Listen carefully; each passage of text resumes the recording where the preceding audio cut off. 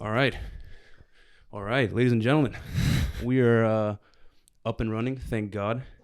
I have entrepreneurial man of the year, app developer, um, mindset guru, and envisionary of our generation, Stephen Cravotta, aka Stevo. Stevo, thanks for joining the show. Hancho Mish, thank you for having me, brother. Preach. All good. I wanted to, so second guest, I'm honored. And kind of want to dive in. I just want a little background. So you come from a wide range of backgrounds in terms of whether it be app development, social media agency, and I kind of want to introduce you, or if you could give introduction to everyone here, kind of a little synopsis. Yeah. I'm Steven. Right now I'm working on a couple mobile apps, and I also run a digital marketing agency. And yeah, just a regular dude trying to hustle and make it out here. Yeah. And how long have you been, would you say your career has been? Like, how long ago did you start it? I think I really dove into the entrepreneurial hustle when I was probably like 15. Growing up, my dad was a sales guy, and I will always remember this moment where, he told me, he like looked me in the eye. He was like, son, never work for the man, like do your own thing. And I was like, all right, it sounds cool. I'd like to not have a boss and kind of work for myself. And yeah, so he definitely always influenced me. And then I watched this movie. So like I was always like trying to sell stuff like around the neighborhood or whatever, just because he was a sales guy. I watched him. You always want to like be like your dad a little bit. Right. Yeah. He's a mentor. Exactly. So I thought that was always cool. People looked up to him, and I saw like, people respected him for what he did. And I was like, all right, being a sales guy is dope. Like I got to do this. So I was always selling stuff. But I think it really clicked for me when I watched The Social Network, movie about Mark Zuckerberg making Facebook. And I watched that movie and like saw him coding and building a website. And I was like, all right, this is the coolest thing ever. This is the best entrepreneurial venture. Like I want to be building my own stuff. Coding is cool. It's new.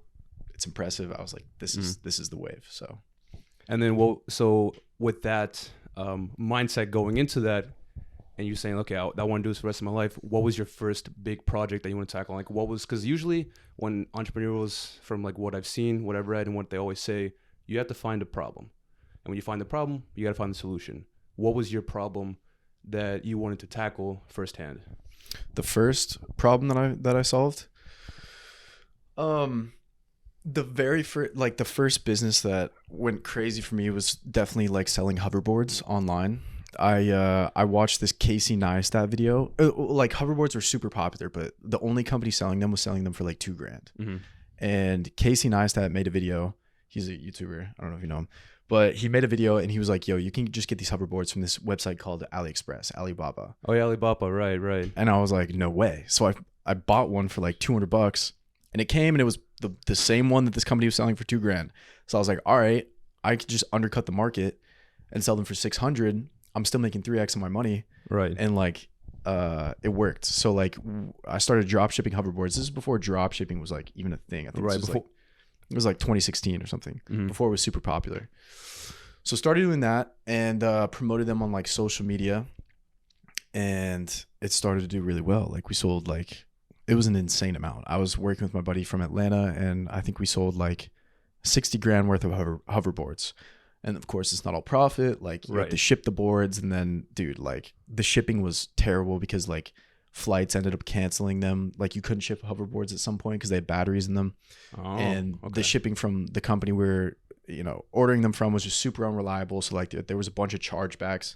Like we made nowhere near $60,000. We probably made like a couple grand like max at the end of it all when the dust settled. But that was the first venture for sure. That's kind of crazy. So you said you were 15, right? Yeah, I was like 15 or 16. Yeah. So I guess like jumping into, because this story that I know, and then you promoted too, but I'd love if you could talk about it. Your first, I believe it was with Fetty Wap, right? So you got a little exposure, and then I guess, take us through that whole experience. Yeah, so I got scammed by Fetty Wap. We started, selling these hoverboards, and they got pretty popular on social media. And then one of his homies like reached out, and he was like, hey, like, do you think you could hook the squad up with some hoverboards? Like, we'll do a picture with you with Fetty Wap, and like, it'll be a whole thing. He was in Atlanta at the time, so we went down there. I think we had like 12 hoverboards in the back of my car in my trunk, and we hooked his whole squad up with boards. We gave him like 6 or 7 boards, had his whole squad there, and he was like, "All right, cool." And we were like, "Yeah, let's just do the picture, and you post it or whatever. It'll be all good." And he was like, "Perfect. Let me go change." Goes in the hotel to change. Never see Fetty Wap again. I'm waiting outside for like 2 hours, and he just ghosted, bro. Like he just took the boards and dipped. But like, I mean, we were like 15, so dumb. Like, it was definitely. Like, but it was just pretty much. Were they going to pay for any of it? It was just more of like exposure, like, no, hey, promote your product. We gave him the boards for free. He was like, "Yo, hook the squad up with some boards, and we'll do a photo." And they like, just never took the photo. Nah, never took the photo. No post, no story, no nothing. He just ghosted. So we gave him 6 boards essentially for free. I got to meet Fetty Wap, like whatever. But yeah. That was brutal. Damn. What on the time? So would you after that, like, what was your mindset going into, like, okay, I just got screwed. How do I move past this? Like, Dude, how much you guys lose? Like an estimated amount. I mean, if you remember, we were selling the boards for like 600. We gave him like 6 or 7 boards, which is our entire like inventory that we had physically, like, because we were drop shipping, right? So I don't know. That was a lot of bread. Like, we definitely could have sold those boards for $600. So like 6 times 7. Yeah. I don't even know what the quick math, but yeah. I mean, we lost money there, and like it just went downhill from there because the flights started to get super strict, and the shipping was super unreliable. So like the customers would pay us, right, for the boards, and then we'd be like, all right, it's shipping out, but it would take 3-4 weeks sometimes. Mm-hmm. So then they charge back. Before the board gets there. We've already paid for it. We've already paid for the board to ship out there. They get all their money back because Shopify is like, where's the board and shipping? Yep. And you can't really prove it because like the documentation from the company was super bad. So we just ended up we got screwed. And when did you decide to cancel that whole venture and move on to the next project? Dude, yeah. When the chargeback started hitting, and it was like, all right, we're no longer making money, we're losing money. So like we had to start paying out of our own pocket to get these and it was just bad. So that kind of opened my eyes to like the difficulties of like e-commerce, shipping products. And that kind of opened my eyes to like, all right, there's an easier way to make money, and kind of like that's how I got into like mobile apps and started promoting like websites and stuff like that. Just strictly digital product, because there's no lift, right? Like you can build it once, you don't have to ship anything, and it could be bought. It's honestly like less overhead costs. You don't have to go through anything. It's already there. It's already made. If anything, you have to make some. All you can do is adjust. Yeah. Make your updates, and then it's from there it becomes more uncomplicated for you, so you can focus more of your efforts to either improving that product or kind of go on to the next thing. Exactly. And it's cool, bro. Like if your name's in the App Store, your friends can play your game. Like it's just like, it's a global thing too, right? Like you can reach so many people with mobile apps because there's no friction. Like all you have to do is go on the App Store. Like everyone who has an iPhone is your potential customer. Right. So it's like, it's global. Especially in the US too. More specifically the US, because like I feel like if everyone has an iPhone, like, because that's kind of like how, like in terms of like our society, like everyone's got one. If you see green text, you're like, okay, that's sus. Exactly. I don't know about that. But then so when you went to the app development, you started with games, right? Mm-hmm. Yeah, so I started with games. First game I built was called Rush Up. It was terrible. A complete L, waste of time. But like I didn't know it at the time because like my friends were playing and I thought it was the coolest thing ever. I was like super young still, like 15, 16. Mm-hmm. So I thought it was dope. But it flopped. I didn't really make any money on it, but I didn't care. And then the next game I built, which I got a tattoo of, was called Grid. It was like a puzzle game where you drag and drop pieces onto a board. Uh-huh. And it was super addicting. Like people would play it for hours and hours on end. So I launched that app and then started to promote it on Twitter, and it did really well and got like 50,000 downloads one day. Like I, paid all these Twitter pages to promote it. And I made a decent amount of money that month. In terms of, and when you make the money within the app, is it through ads or okay? Through ads. So like people play the game, an ad shows up, and you get however many cents. But like if they click on the ad and they purchase whatever the ad's promoting, you get like multiple dollars. Like because in a sense you become an affiliate marketer at that point. Exactly. So it depends on like how people interact with the ads, how much money you make. But dude, I mean, if you have like, I got 50,000 downloads in like the span of like 1 or 2 days after I did this big promotion push on Twitter, and like people keep playing the game, right? So, and then you keep getting more downloads, so it's just like it builds up, right? And yeah, that was a game changer. So that moment, it clicked for you. Yeah, you're like, okay, I got it now. Mobile apps is like the new wave for you to go through. Because I'm a lazy guy, right? And like all I did was pay people on Twitter to promote it, and then I saw like, you know, I got a return on my money. Right. So it was just like super easy. I didn't have to ship anything. I didn't have to deal with rappers scamming me. It was just like the app is there and it's live and people like it. So it was cool. It was the coolest thing ever. That's okay. Fetty Wap got his karma after he just fell up, dropped up. No one really listens to him anymore. So it's probably because of that. Yeah, it's all good. I still listen to his music to this day, but I always think back to that moment. And then so after Grid, what did you want to continue pushing that, or you're like, okay, I just move on to the next game? Dude, so I had that big month with Grid. It was like the most money I'd ever made in a month, and I blew it all. Didn't reinvest any of it. Seriously, bro. I was dating this girl at the time. I thought I was, you know, the coolest guy ever. I was like, you know, taking her out for dinner, doing stuff that I just thought I was the man, right? I was like, oh, bro, this is sick. I can do all my own stuff. Shopping, you know, dinners, whatever. Blew it all. And then I was like, okay, dang. But that was like a valuable lesson. And, you know, it taught me to like start reinvesting into myself and like what's working. But yeah, I mean, it was cool, bro. Like, so like Grid, like I had that 1 month and then the next month was a little bit lower, but like it evens out. And then you start to like have this like consistent flow of revenue, which I really liked. So I was like, all right, this worked. I'm going to build another game.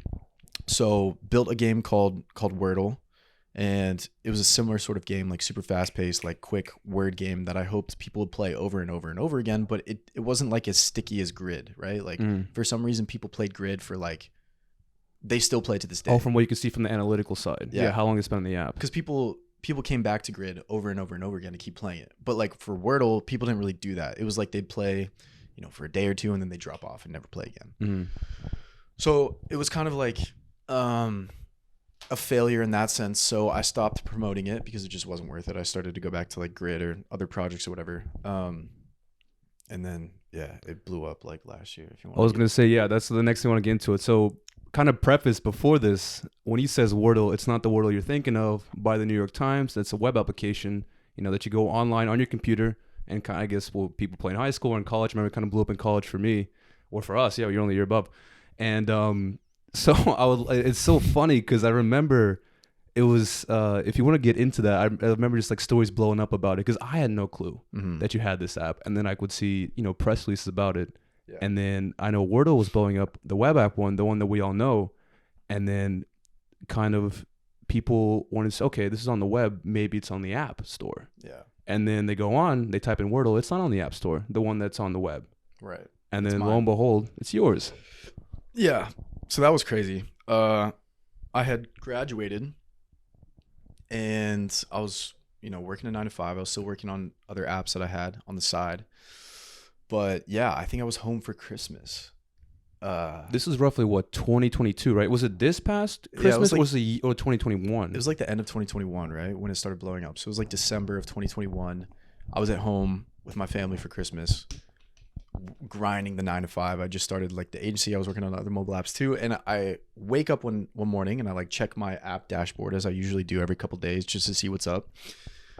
And saw like 300,000 downloads. Oh my God. For like a game that I had built, you know, 5 or 6 years ago called Wordle. And I thought they were fake, right? I thought someone was like... Some bots. Yeah, I thought it was bots. I thought someone was like tricking the system somehow. But I did a quick Google search and then a New York Times article shows up and it's like Wordle is a love story.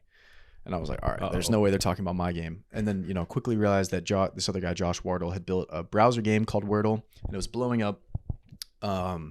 So immediately I reached out to him on Twitter. I was like, hey, bro, like you can go look at the tweet. I reached out to him and I was like, hey, your game's blowing up. It's sending a ton of traffic to mine. I'm making a little bit of revenue here. Like, I think it'd be cool to connect. Like, I want to donate this money because, you know, this isn't supposed to be happening. Right. So he got back to me and he was like, cool, we'll chop it up. Send me his email. We started talking. But, bro, that was just like the beginning of everything. I didn't know how big it was going to be in that moment. And like I told my parents, I told my friends, and they were like, cool, like who cares? They were like, wow, that support's real. Yeah, that's crazy, but like, damn, that's crazy. No one really knew, right? But like it took over the world, bro. Like that game took over the world and kind of swept me up in it. And it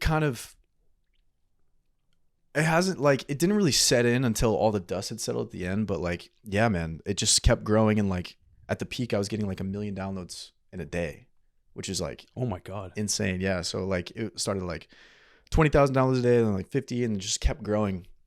And then, you know, I started getting hit up by like news outlets, and I was like, yo, this is insane. And it was so many people hitting me up that I couldn't really handle it. So like I had to get like a PR lady, and it was crazy, bro. Like it was a crazy 6 months. How was it? Would you say it was overwhelming, overstimulated? Like how when all that happened, when like the avalanche of that, honestly, it's a coincidence that even happened. But like, how was that whole experience like when it first started? Like immediately just like, all right, this is like, it's starting to gain attention. And then honestly, like I wouldn't say an overnight success, but like the flip of a switch when it happened, how was that whole experience? Dude, it was really weird, right? Because like on one hand, it was like cool, my app. But like on the other hand, it was a complete like crazy thing out of nowhere that like wasn't really supposed to happen, right? So it was a weird experience for me because like, yes, it was my app, but like, did I necessarily do the thing to blow it? Like, no,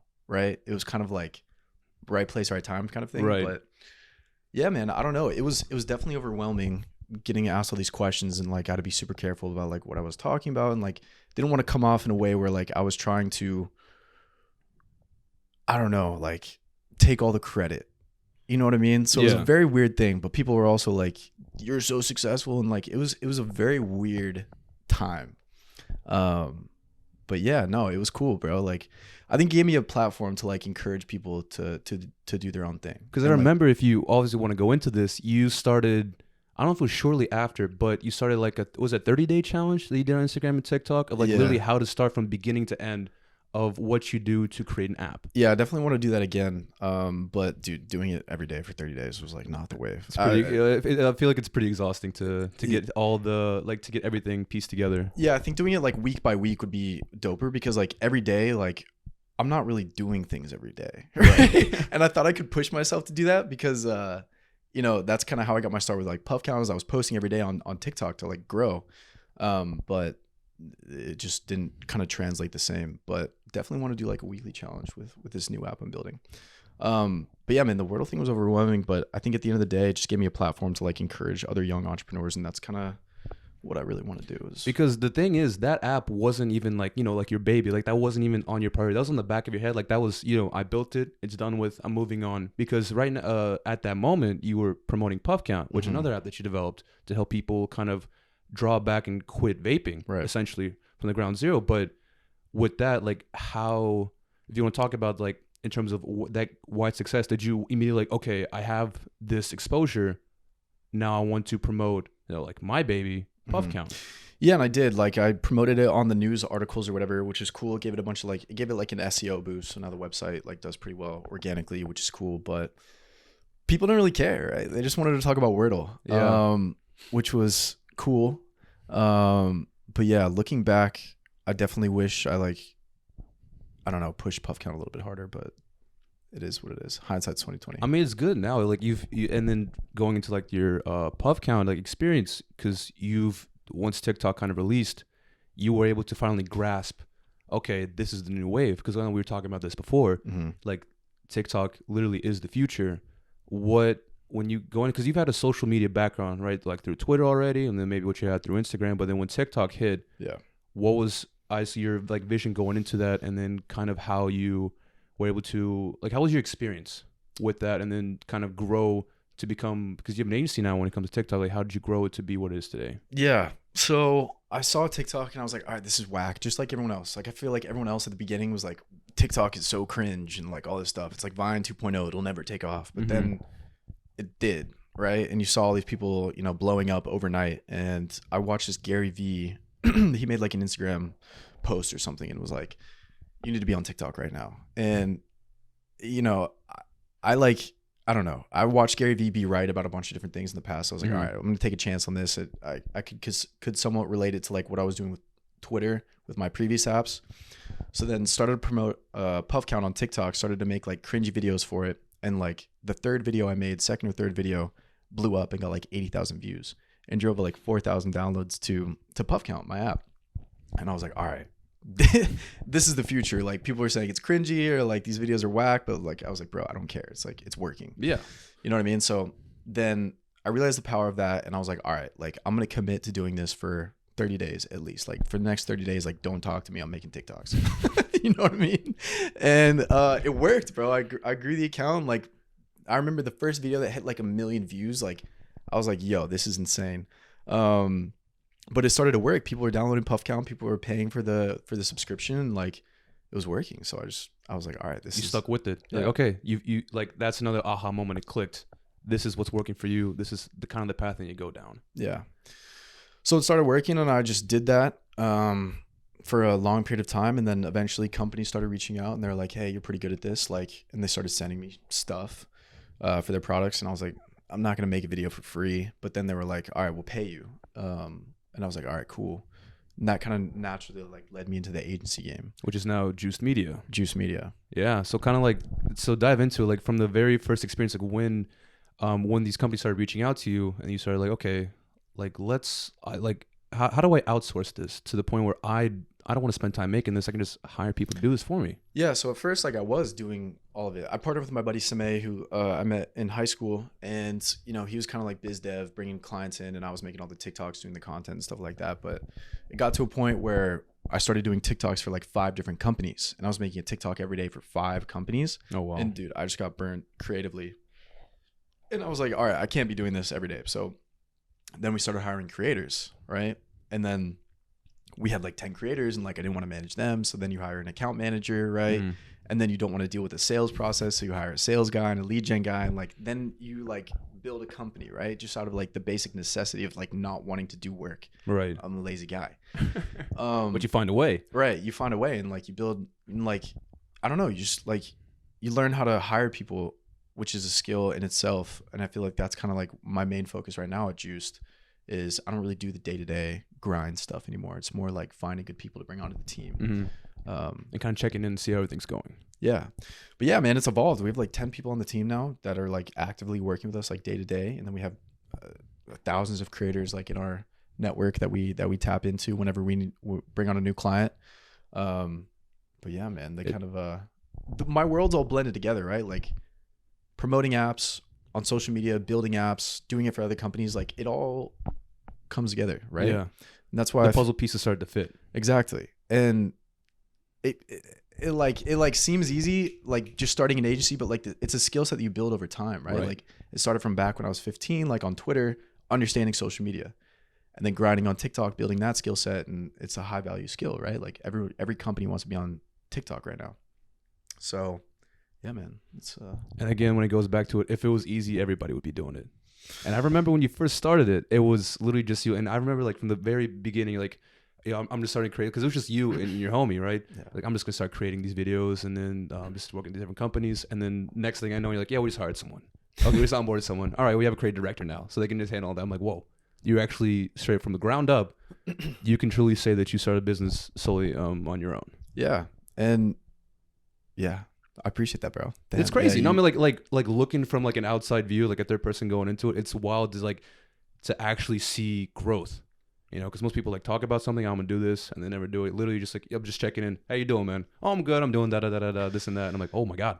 And yeah, just checking back in. 100%. I think that's the biggest thing. Like where people fall short is like they have all these ideas, and my friends will come to me day in day out and like, hey, I have this idea. Like, what do you think? And I'm like, I think it's cool, but like you have to do it. Like you have to take the leap and like actually start the business if you want any sort of advice. Right. You know what I mean? Like I can tell you all day, like do this, do that, and the other thing, but like I'm not gonna be right all the time. You know what I mean? Like you have to start the business, and I don't know, just kind of like run into walls and see what works, and eventually find the right path. You know what I mean? What would you say has been the most eye-opening experience during your whole, I guess, career in itself, that you just like, okay, this for me, I did not know this before, but if I could give advice to anyone who wants to start doing this, kind of what did you learn that now you're able to apply? Like if anyone else wants to literally start doing this, what should they do?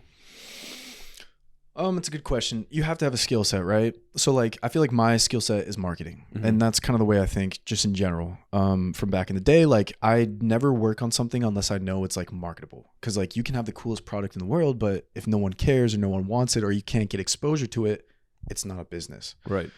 So that's kind of the way I think, like marketing first. And everyone has their skill sets, right? Like if you're a developer, that's great, but like partner with someone who does marketing really well.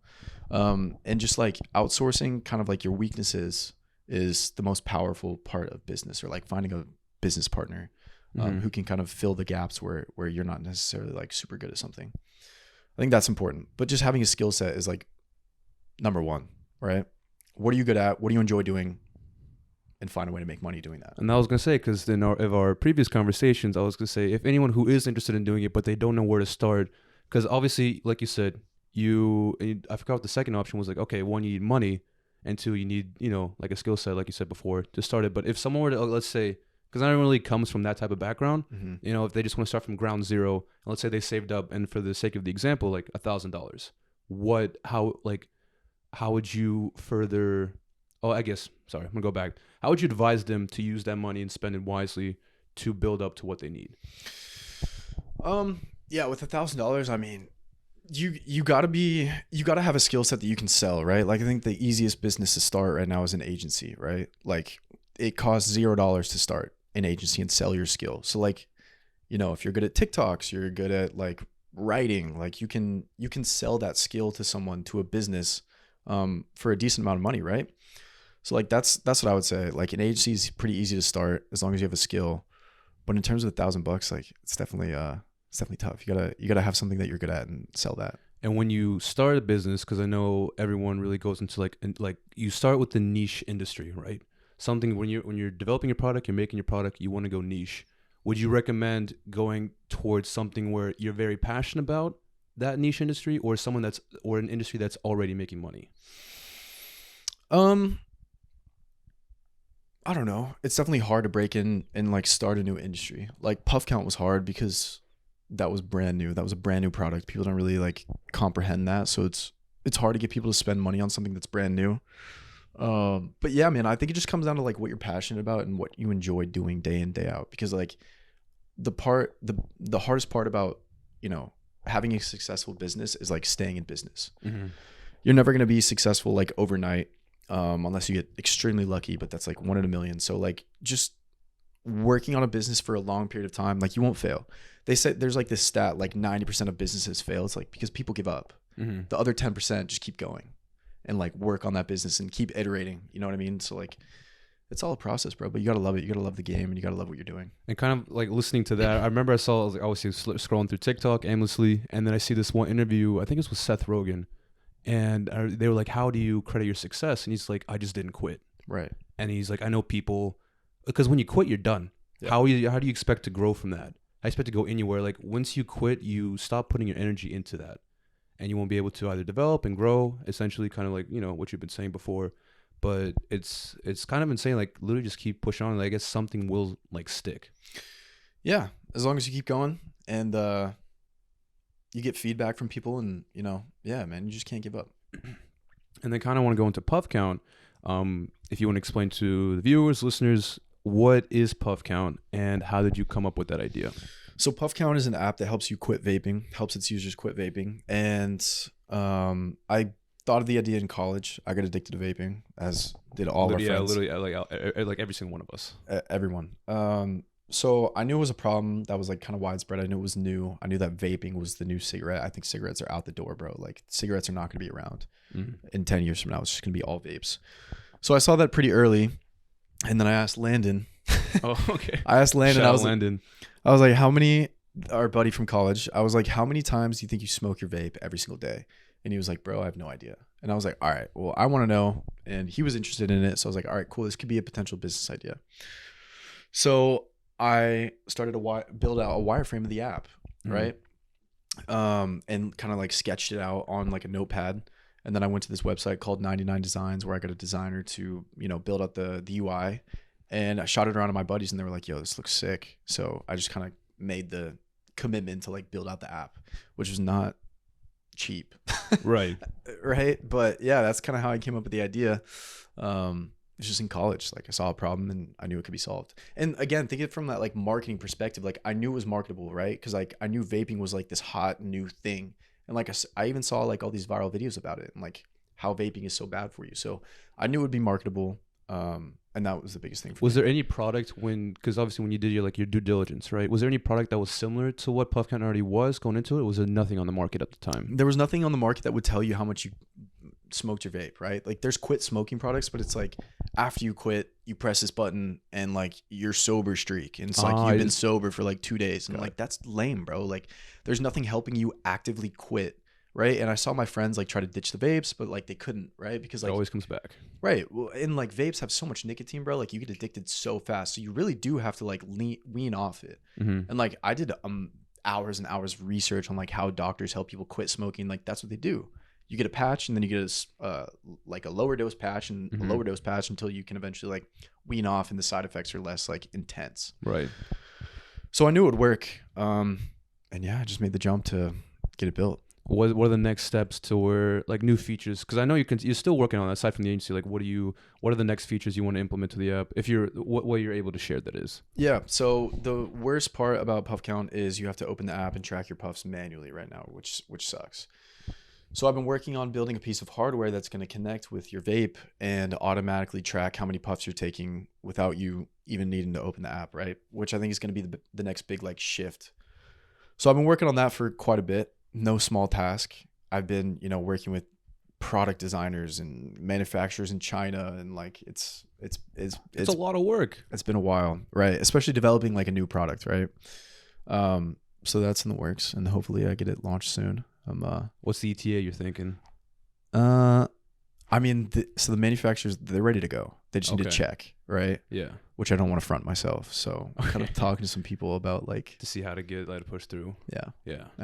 So that's kind of where I'm at right now. Hopefully soon. I'm getting a lot of interest.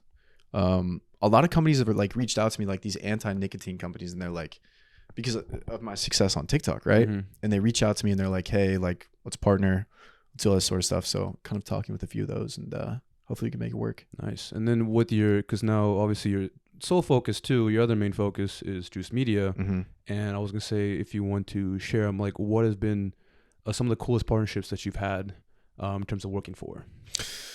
Yeah, I think every company we work with is really cool. And it's interesting, bro, because like every company needs a different creative angle on like TikTok. Like some companies are super boring and it's like it pushes you to be creative. But I think the coolest companies we worked with are super great. It's a makeup platform for like you can live stream and like share makeup, which is interesting for me, right? Because like I don't do makeup, you know what I mean? I don't know that space, so that's been an interesting client to work with. We've been with them for like 9 months. Then we're working with this dating app called The League. It's like I think I've heard of that. I've seen like ads kind of posted. Yeah, it's like a high-end dating app for like successful people, I guess. But it's a really cool product. Kind of a new angle for like dating apps. Definitely like a higher ticket one. And then we just signed this company called Coco. It's a robotics company. Love Coco, man. You see the robots everywhere on the street in Santa Monica. Yeah, and it's just a super viral product, bro. Like you see people anytime one drives by, people are like, "What? Whoa, yeah. That's insane!" But it's a super cool product. So happy to sign them. But yeah, and then in terms of your other ideas, what's another industry that you were interested in, that you were looking at, and you want to get tapped into that? I think AI is really cool.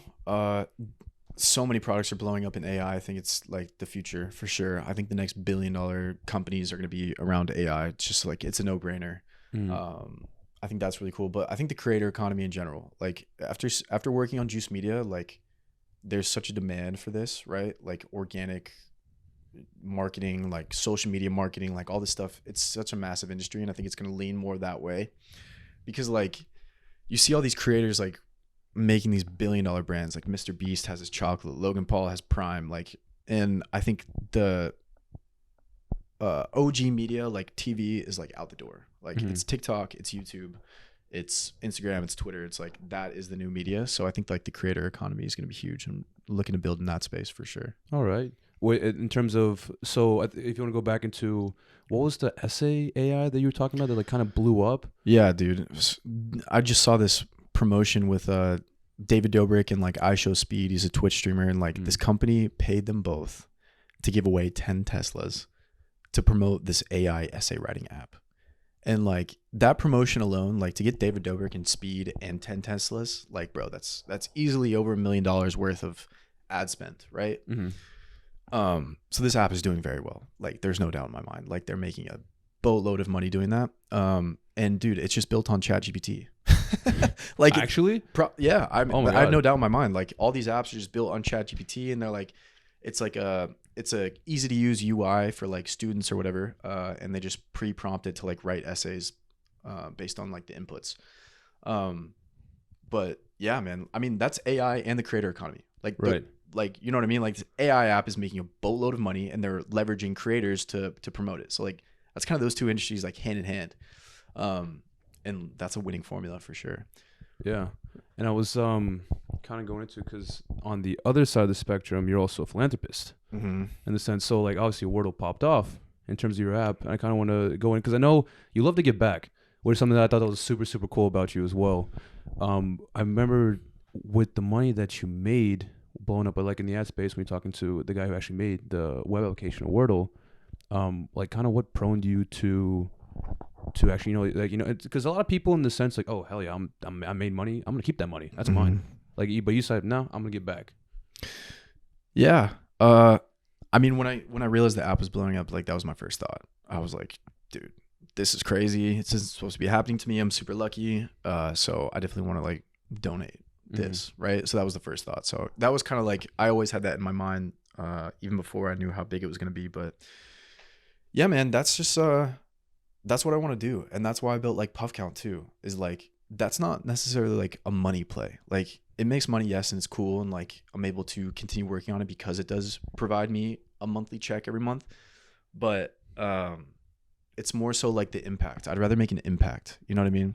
It's not a money thing. I think it used to be a money thing when I was younger. Oh yeah, you're also in the mindset. Everyone watches Wolf of Wall Street, right? Right. And they want to go on that path. It used to be a money thing when I was younger, but then, I watched my apps get like hundreds of thousands of downloads, and I was like, all right, cool. They're playing a game, but like, how can I make them a larger impact on people's lives, right? So, yeah, I think it's cool. Like apps and tech like enable you to like change people's lives that you have never spoken to, or like across the world, right? So that's kind of been like my mindset. Like I'd rather make an impact than make a bag. Yeah. But making both is cool. Like if you can do why both, not? like If you can do both, it's a good thing. yeah, but no, it's always been my mindset, and super happy that I was able to donate to Boost Nice. Oakland, that charity. Yeah. Nice. Shout out Boost Oakland. Shout out Boost Oakland. Go check them out. And I want to throw you a curveball question. What is now your hot take of the industry? Which industry? Let's go social media. I don't know. I feel like there's this shift where everyone is trying to do social media. It's going to get super saturated, but at the same time, like it's just like the direction that things are going. Like I think everyone should be creating content. You know what I mean? But it's just about like standing out. How can you make, your content stand out from the rest, which is really hard, bro. Really hard because like everyone is doing it. Like TikTok and everything is so saturated now. So what do you think gets the most clicks? Like when you were going through creating your apps, what was your like, okay, this I already know before posting it that this will go viral? I don't know. Every industry is different, right? Like what gets the most clicks? Like, dude, I don't know. There's a different trend every day. Like I think you just have to stay on top of that, right? Like you have to be actively consuming on the platforms to know what gets the most clicks. But like even then, bro, like I only see 1% of 1% of 1% of what's going on TikTok, right? Because like your feed is curated to you, right? So like me, maybe personally, like I watch spaghetti videos, you know what I mean? Like I'm like, yo, SpaghettiOs go crazy on TikTok, but like maybe you watch like Joe Rogan funny stuff, and you're like, that goes crazy. Like there's so many different niches that you can tap into, and like there's people that go viral for cooking or like anything you can think of. Like you can get clicks there. You just have to know how to present the content to that niche audience, right? You know what I mean? So anything can go viral, literally anything. And then just that's kind of interesting. Would you say it's better to follow the trend or create your own? I think it's better to be able to transcend categories. Like you can be stuck in a niche all all day, but like the people who kind of like transcend and make like really successful businesses like Logan Paul, like Mr. Beast, like they're catering to a global audience. It's not just one niche focus, right? Like for Puff Count, like my niche is vaping. I'm stuck in that niche on TikTok, but I think people who can transcend that initial niche that they're in and like reach a wider audience, like will be very successful. It's like that guy who doesn't talk and just makes those videos. Cabby, whatever. I'm not sure. No, he's like the most followed person on TikTok, but like, what? I may have seen his videos, but I don't know him at all. Like, what? So what does he do specifically, if you remember? Dude, he doesn't talk. He just like remixes videos, and they like he's the most followed person on TikTok. It's great. Check him out after this. But yeah, I think people who can transcend like their own niche, can like do whatever. Because so a lot of at least sometimes I see videos of people trying to like make it like through TikTok. When they see an influencer, they don't really know that in the end it's also a business. But they're just like, oh, I just want to get viral. Yeah. But when you get viral, kind of nothing happens after that, right? It's kind of like you said, you got to push your niche, push what you want to go to. So how, like, because kind of like you said, a lot of these influencers are kind of broken, looking for money. For sure. Well, I mean, you see it too, like, and even I see it, bro. Like, I have 120,000 followers on TikTok, but like, if I post a bad video, it doesn't get viewed. Like, followers mean less now because they're so easy to get, right? And it's more about like the content that you're putting out there.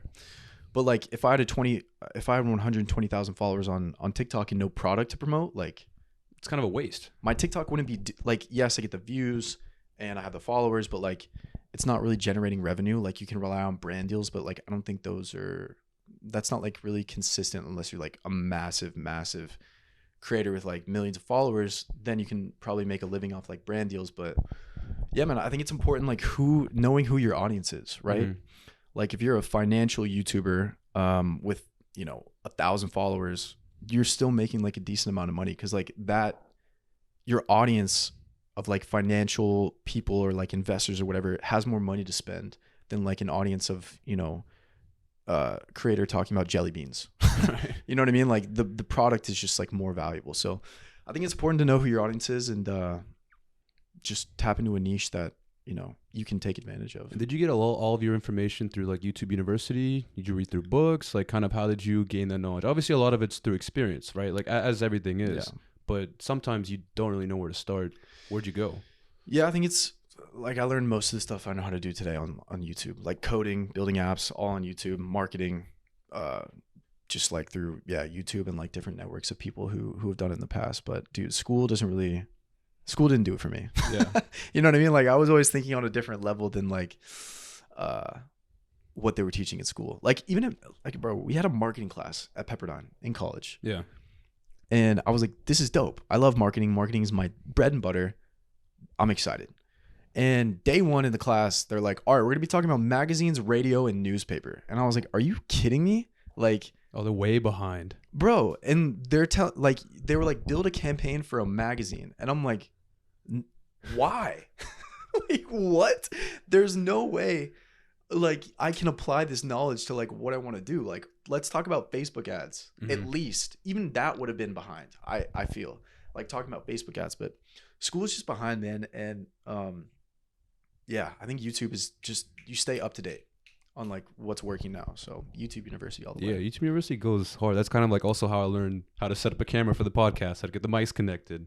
I had to go through, it's a very simple setup. It's everything is there. And like you said, everyone has a skill set to promote. And then I want something, it's on YouTube. It's 100%. Free, like all across the board. And I don't think, kind of what you said, like a different topic, I don't think schools can keep up on that sense. They're like kind of far behind, like, okay, this is working, but they don't understand that everything changes, especially right now, this whole technological boom, like the past, like what, 20 years, ever since like the .com. Yeah. It's revolutionary.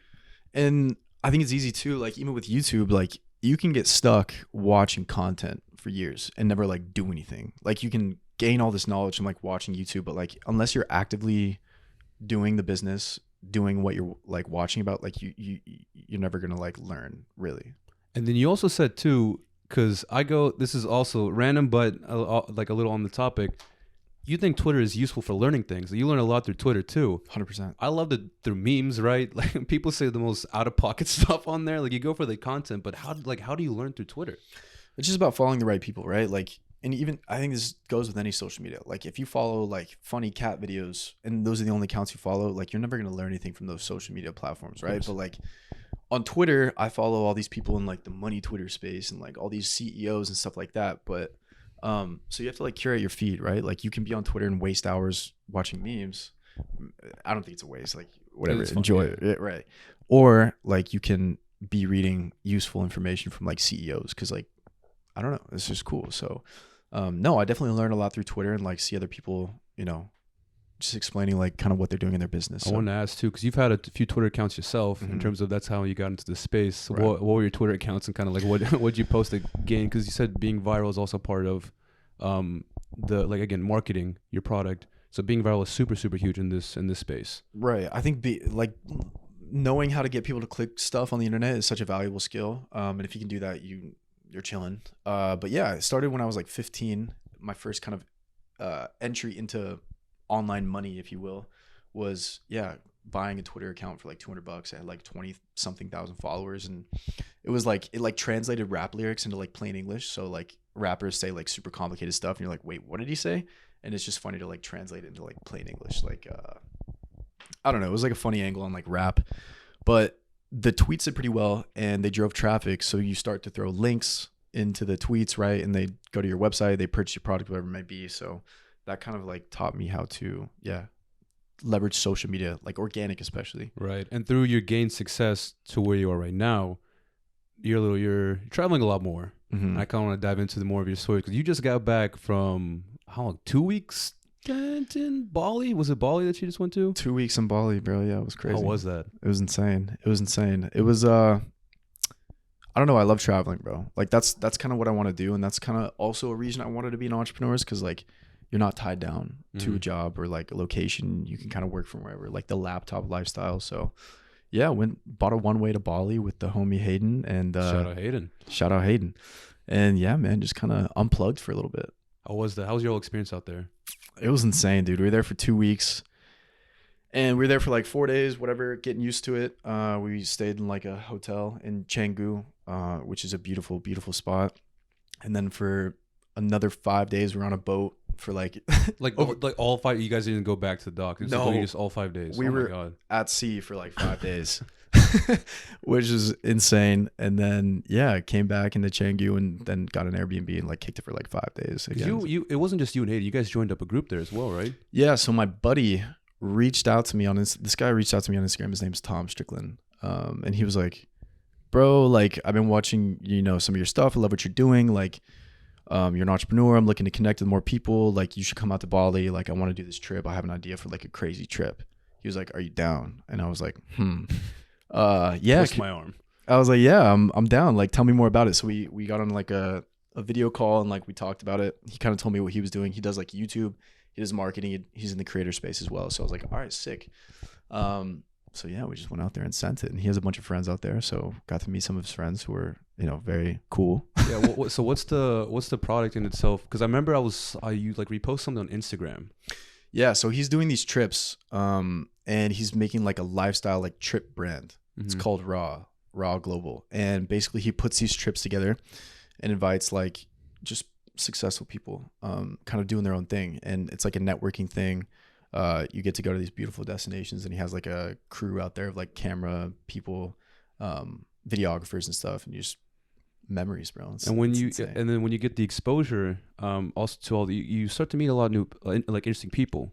Who have you met? If you're also able to share, who have you met?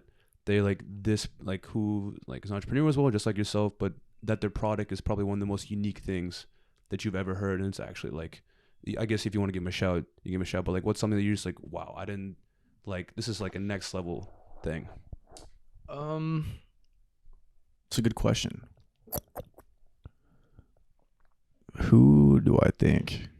That's a great question, bro.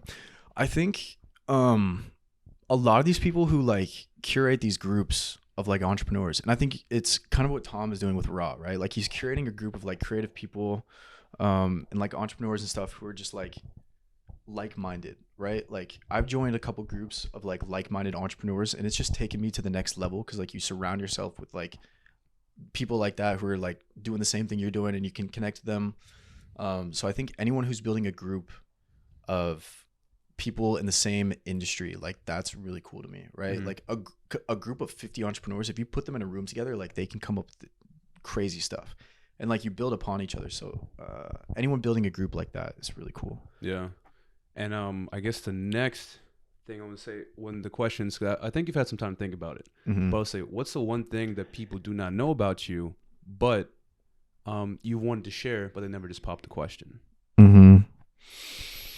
No, I think people who like get to know me, like people who get to know me well will understand that, you know, I like to give back, and that's kind of like my main motivation. So I think that's one thing that I would like people to know about me. And I think that, yeah, like the entrepreneurial stuff I do is just because like I love it, and like people who know me well will be like, okay, yeah, he just loves his stuff, he's been doing this his whole life, so it's not really a money grab for me. What started it? What started like give you the inspiration to give back?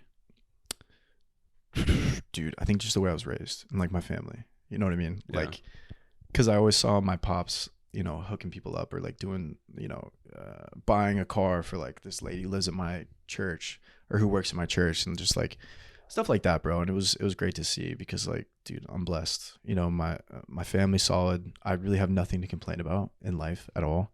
So I feel like it is kind of like my duty to like give back. You know what I mean? And what have been, I'm just like throwing random questions at you now just to see what you get. What's been the craziest experience you've had in your life? The greatest? Greatest and craziest. Craziest and greatest. I mean, the craziest thing that happened is for sure the Wordle thing. Like that was insane. That's the craziest for sure. And then the greatest experience in my life.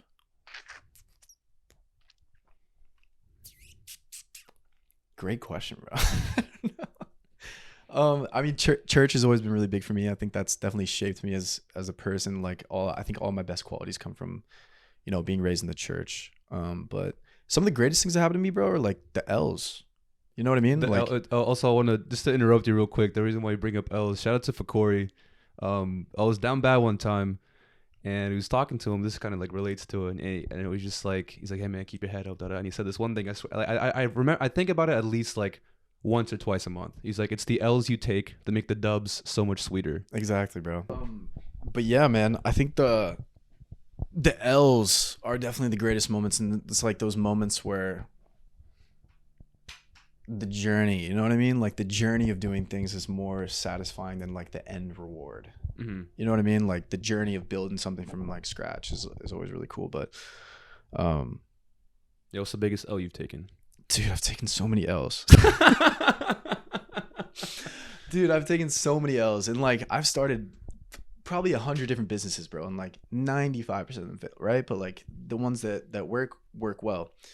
But dude, so many L's. Like Hayden and I talk about this a lot, is like when we go out like for a night out or whatever, and it's like you get turned down by a girl, or you know, you see someone that's like more successful and doing their thing, and it's like, dang, like I don't know, bro. It's just like that thing that like wants you to push you to the next level, and it's like I don't know. You know what I mean? Like, is it okay? In a sense, it'll be like, is it like you comparing yourself to others? Yeah, because you want to be where they're at, or it's not necessarily that. It's just like I don't know. Like you always think you can be doing a little bit more, which is also kind of like I don't know. It's a weird thing to think about, right? Because like you can compare yourself to others all day, but that's just like a recipe for like misery. Yeah. Right. But like I think like comparing yourself to yourself in the past is huge too, as long as you're always moving forward. But I don't know where I'm going with this really, but like no, I hear you. In the sense of just like you, because you don't want to compare yourself to others, but you're able to still. The only person you compare yourself to, and that's like what everyone says, and kind of what it's true to the sense of the word. You have to compare yourself to yourself and kind of where you see on that path through your journey, right? Because you enjoy the journey a lot more. But when you go and take an L's, right, whether it be with girls, whether it be with your businesses, the fact that you're able to learn, and then like in the end, like I'll take an L, but in the end, that's either you learn from it, you grow from it, or I guess you can soak your own misery. That's up to you. 100%. And then it's just from that factor you decide whether it's like another like level up. But it's never linear, right? Everything goes in fucking like spirals, ebbs and flows, and whatnot. 100%. And yeah, I think the L's are like the things that take you to the next level. Like I'm sure, like there's people who've like, you know, got in a fight and got their ass beat and then they become like a crazy fighter. You know what I mean? Like the kids who got bullied in middle school or whatever become like UFC like champions and stuff. Like, so it's like that memory. It's like that flame that kind of keeps you going. I draw back to that because at that event, I'm going to prove like it happened. It will never happen again, and I'll be prepped. Yeah, and I think that's kind of why I became an entrepreneur, right? Is like early on in school, I started to take heat from my teachers because I was never good at it, right? And like people were like, "Oh, you'd be a failure," and like you're not good at school, and it's like, nah, I don't care. Like I feel like that's kind of a lot of my entrepreneurial where it comes from is like I want to prove people wrong. Yeah. Like especially like my teachers, people in school called me dumb or whatever. Like, bro, I've been called dumb so many times because I was never good at school. Like even in college, bro, like I would show up late to class, get C's, whatever. And you could just see people like, dude, what are you doing? Like you suck at this. And I'm like, but like there's this other thing that you don't see. Like I'm not interested in school. I know what I'm good at. Here's what I'm good at. And like, I'm going to show you that it works. Mm-hmm.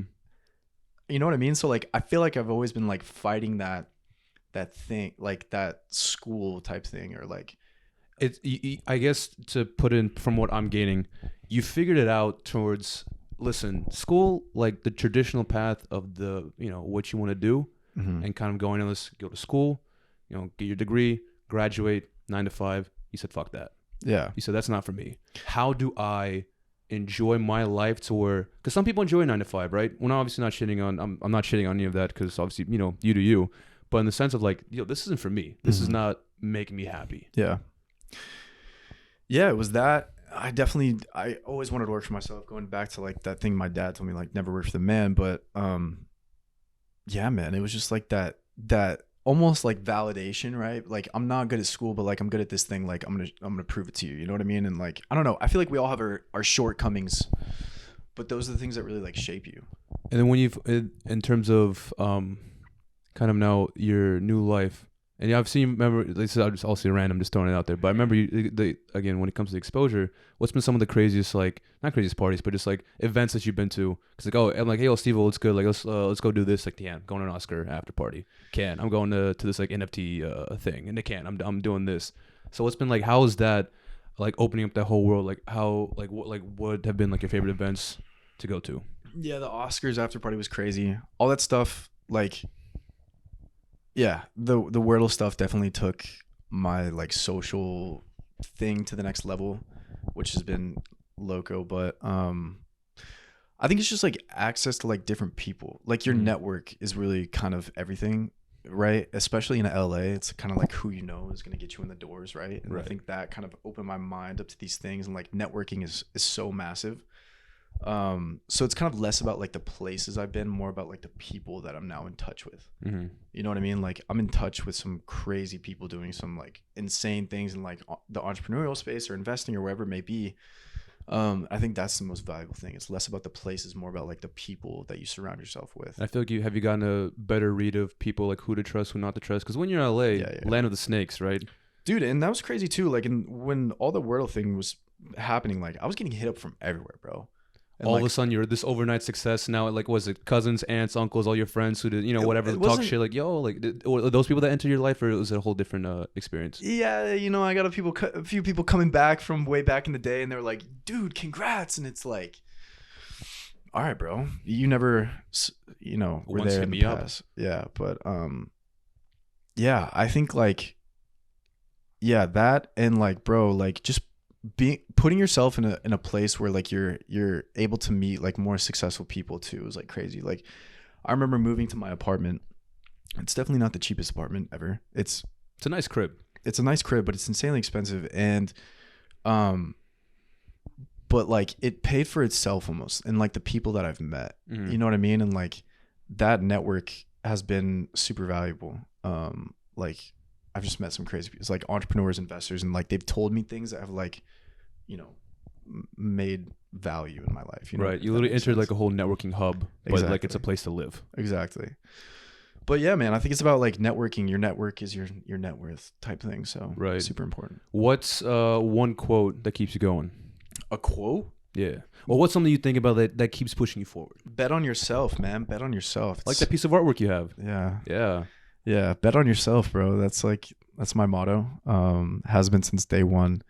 But But yeah, man, you're in charge of your own destiny, right? Like, I feel like it's like, dude, it's crazy. Like looking back, like I want to like talk to my 15-year-old self who was like working in his room or whatever. You know what I mean? Like those days when a teacher like, you know, pissed me off or like, you know, told me I was dumb or whatever, and like I would go home and like grind. It's like, bro, like yes, like keep to it. Like I wish I could go talk to like my younger self and be like, yo, this work pays off, right? In the future. But yeah, man, bet on yourself. And what do you do in your free time? You say you're a lazy person, but what do you enjoy doing when you're being lazy? Dude, go to the gym, hang out with the homies, make a little music here and there. We've been messing around on in the stew. Me and Hayden, me and Hayes. Love traveling, bro. Play a bit of soccer. Go to the beach. Play frisbee. Yeah, just disconnect, bro. But I also do love like working on side projects too, and like just building stuff. Like that's fun to me. And what's another thing you want to promote? Like right now, so you have like the platform. If for everyone that's listening, also thank you for listening. But what's something that you just be like, yo, shout out? You just give it like your. I'm gonna do like a what's it called? First we feast, right? Hot ones at the very end. What are you working on? What do you want to share? And any shout outs that you haven't just talked about? Yeah, I'm still working on Puff Count pretty heavy. Working on the agency. Definitely go follow Puff Count on TikTok, and then yeah, follow me on Instagram to keep up with what I'm doing. I try to post updates there and stuff. But we got some secret projects we're working on I can't talk about. Some NDA stuff, yeah. But if anyone that's listening to this podcast, any brands that are listening to this podcast, this is the man. Obviously I'll put all his information wherever need be, but reach out to him. Fantastic guy.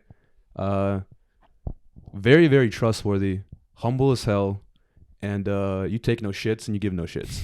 Yes, sir. So upfront and as is. But yeah, Steve-O, appreciate you, my guy. Mish, thank you for having me, brother. This was a blast, dude. And looking forward to the next pods that you put together. I appreciate it. Yeah, we'll see where this goes. Again, like you said, it's more of a passion project. I don't know, you know, in terms of like monetizing whatever, but I enjoy this. It's fun learning about new people and different industries. So you never know what you're gonna get when you pick someone else's brain.